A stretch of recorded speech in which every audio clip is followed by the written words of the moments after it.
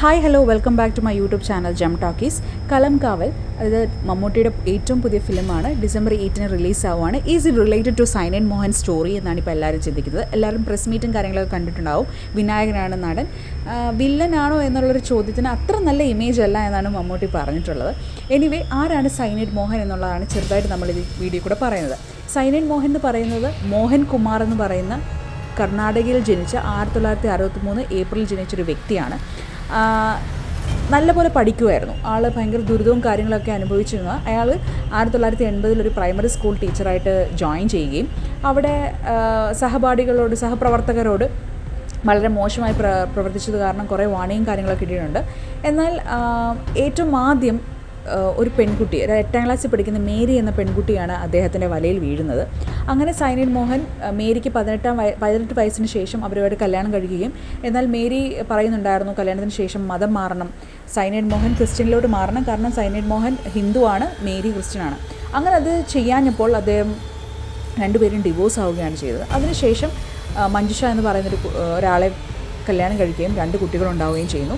അതുകൂടാതെ തന്നെ ഭാര്യ അറിയാതെ തന്നെ വേറൊരു എക്സ്ട്രാ മാരിറ്റൽ അഫെയർസ് ഉണ്ടാവുകയും അവരുമായിട്ട് ബന്ധത്തിൽ ഏർപ്പെടുകയും ചെയ്യുമ്പോൾ അവർ പറയുന്നുണ്ട് എന്തായാലും ലൈംഗികമായ ബന്ധത്തിൽ ഏർപ്പെട്ടതു അതുകൊണ്ട് തന്നെ എനിക്ക് കല്യാണം കഴിക്കണമെന്ന്. പക്ഷേ അത് സൈനൈഡ് മോഹൻ താല്പര്യമില്ലായിരുന്നു. അതുകൊണ്ട് തന്നെ ആ ഒരു സ്ത്രീയെ അദ്ദേഹം പാലത്തിൽ നിന്ന് താഴേക്ക് ഉന്തിയിടുകയും, പക്ഷേ അവർ രക്ഷപ്പെടുകയും ചെയ്യുന്നു. ആ ഒരു രക്ഷപ്പെടുന്നതിന് ശേഷം അവർ പോലീസിൽ കംപ്ലയിൻറ്റ് ചെയ്തിട്ടാണ് സൈനൈഡ് മോഹൻ ആദ്യമായിട്ട് തന്നെ ഒരു ജയിലിൽ കയറുന്നത്. അങ്ങനെ ജയിലിൽ കയറുമ്പോഴാണ് സഹതടവുകാരനായ ഒരു സ്വർണ്ണപ്പണിക്കാരൻ ഫ്രണ്ട്സ് ആവുകയും അയാൾ എന്തുകൊണ്ടാണ് ഈ ജയിലിൽ വന്ന് കിടക്കുന്നതിനുള്ള ഒരു എക്സ്പ്ലനേഷൻ കൊടുക്കുകയും ചെയ്യുന്നു.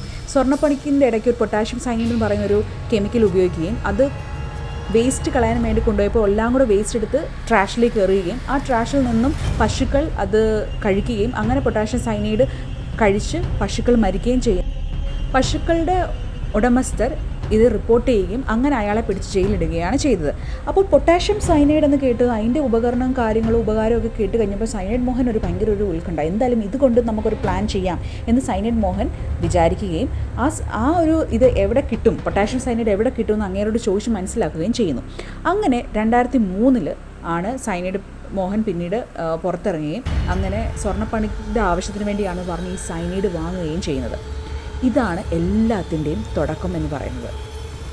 2003 തൊട്ട് 2009 വരെ അദ്ദേഹം 20 കൊലപാതകങ്ങളാണ് ചെയ്തിരിക്കുന്നത്. അതും പെൺകുട്ടികളെ. കൊടുക്കാൻ ഇല്ലാത്തതോ അല്ലെങ്കിൽ വിവാഹം ലേറ്റ് ആവുന്ന പെൺകുട്ടികളോ അങ്ങനത്തെയുള്ള ആൾക്കാരെയാണ് മിക്കവാറും മോഹൻ സെലക്ട് ചെയ്യുന്നത്. അങ്ങനെ 2009 ജൂൺ മാസം 17 അനിത എന്ന പെൺകുട്ടിയെ കാണാതാവുന്നു. അമുഖനായി ഒളിച്ചോടി പോയി എന്നാണ് വിശ്വസിച്ചിരുന്നത്. അതുകൊണ്ട് പോലീസ് അത്ര കേസൊന്നും സ്ട്രോങ് ആക്കിയിരുന്നില്ല. എന്നാൽ ആ ഗ്രാമത്തിൽ ലവ് ജിഹാദിൻ്റെ ഒരു ഇരയാണ് അനിത എന്ന് വിചാരിച്ചുകൊണ്ട് ഭയങ്കര പ്രക്ഷോഭങ്ങളും മതപരമായ കുറേ വർഗീയ ലഹളകളും ഒക്കെ നടന്നത് കാരണം പോലീസ് ഭയങ്കരമായിട്ട് സ്ട്രോങ് ആക്കി. അങ്ങനെ സ്ട്രോങ് ആക്കിയതിന് ശേഷമാണ് ഈ അനിതയുടെ ഫോണിൻ്റെ കോൾ റെക്കോർഡിങ്സ് ട്രേസ് ചെയ്യുന്നത്. ആ കോൾ റെക്കോർഡിങ്ങിൽ ആകെ 2 നമ്പറിലേക്കാണ് അനിത ഭയങ്കരമായിട്ടും കോൾ ചെയ്തിട്ടുള്ളത്. അതിൽ ഒരു നമ്പർ തലേദിവസം, അതായത് പോകുന്നതിന് മുന്നത്തെ ദിവസങ്ങൾ ഒരുപാട് മണിക്കൂറോളം സംസാരിച്ചിട്ടുണ്ട്. അങ്ങനെ ട്രേസ് ചെയ്ത് നിൽക്കുമ്പോഴാണ് എന്ന പേരിലാണ് ആ നമ്പർ എടുത്തിരിക്കുന്നതെന്നും അവിടേക്ക് ചെന്ന് അന്വേഷിക്കുമ്പോൾ ശ്രീധരൻ അല്ല അത് യൂസ് ചെയ്തിരിക്കുന്നത്, കാവേരി എന്ന് പറയുന്ന ശ്രീധരൻ്റെ പെങ്ങളാണ് യൂസ് ചെയ്തിരിക്കുന്നത് മനസ്സിലാവുന്നത്. എന്നാൽ പോലീസിനവിടെ ചെന്നപ്പോൾ ഭയങ്കര ട്വിസ്റ്റാണ് തോന്നിയത്. കാവേരിയും ഒരുപാട് ദിവസങ്ങളിലായിട്ട് മിസ്സിംഗ് ആണ്. കാവേരിയുടെ കോള് എടുത്ത് നോക്കിയപ്പോൾ, കാവേരിയുടെ കോൾ ഹിസ്റ്ററി എടുത്ത് നോക്കുമ്പോഴും കാണാതായ അനിതയുടെ നമ്പറിൽ നിന്നും ഉണ്ട്. അതേപോലെ തന്നെ സ്വിച്ച് ഓഫ് ആയ വേറൊരു നമ്പറും ഉണ്ട്. ആ സ്വിച്ച് ഓഫ് ആയ വേറൊരു നമ്പർ വീണ്ടും പോലീസ് ട്രേസ് ചെയ്യുകയാണ് ചെയ്തത്. അങ്ങനെ കൊണ്ടെത്തിക്കുന്ന ഓരോ സ്ത്രീകളുടെയാണ്, അവരെല്ലാം മിസ്സിങ്ങുമാണ്. സൈനൈഡ് മോഹൻ എന്താണ് ചെയ്തുകൊണ്ടിരുന്നത്? ലൈംഗികമായി പീഡിപ്പിച്ച് അവരെ വീട്ടിൽ നിന്ന് ഇറക്കിക്കൊണ്ടുവന്ന്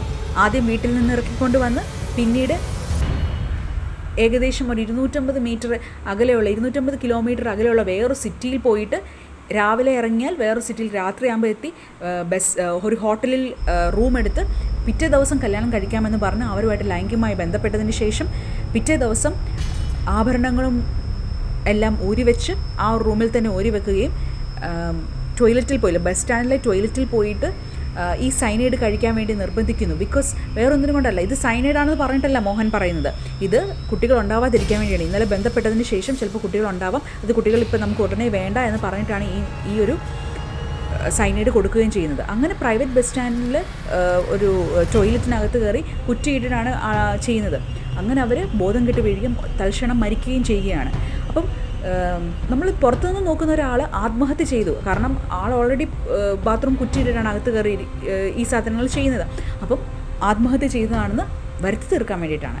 അതിനുശേഷം ഇതെല്ലാം കഴിഞ്ഞ ശേഷം ഈ ഒരു പെൺകുട്ടി മരണപ്പെട്ടു എന്ന് ഉറപ്പായതിനു ശേഷം അതിന് മുന്നേ ആയിട്ട് തന്നെ എന്ത് ചെയ്യുന്നു, ഹോട്ടൽ മുറിയിൽ പോയി അവളുടെ സ്വർണവും കാര്യങ്ങളും ഒക്കെ എടുത്ത് അടുത്ത ഇരയെ തേടിയാണ് സൈനൈഡ് മോഹൻ പൊയ്ക്കൊണ്ടിരുന്നത്. ഇതാണ് ശരിക്കും പറഞ്ഞാൽ സൈനൈഡ് മോഹൻ്റെ ഒരു ജീവിത കഥ ഷോർട്ടായിട്ട് പറഞ്ഞത്. അപ്പം ഇതാവണം കളങ്കാവലും മമ്മൂട്ടി ക്യാരക്ടർ എന്ന് പറയുന്നത്. അതിനുശേഷം 2009 തുടങ്ങിയ വിചാരണ 2020 അവസാനിക്കുന്നത്.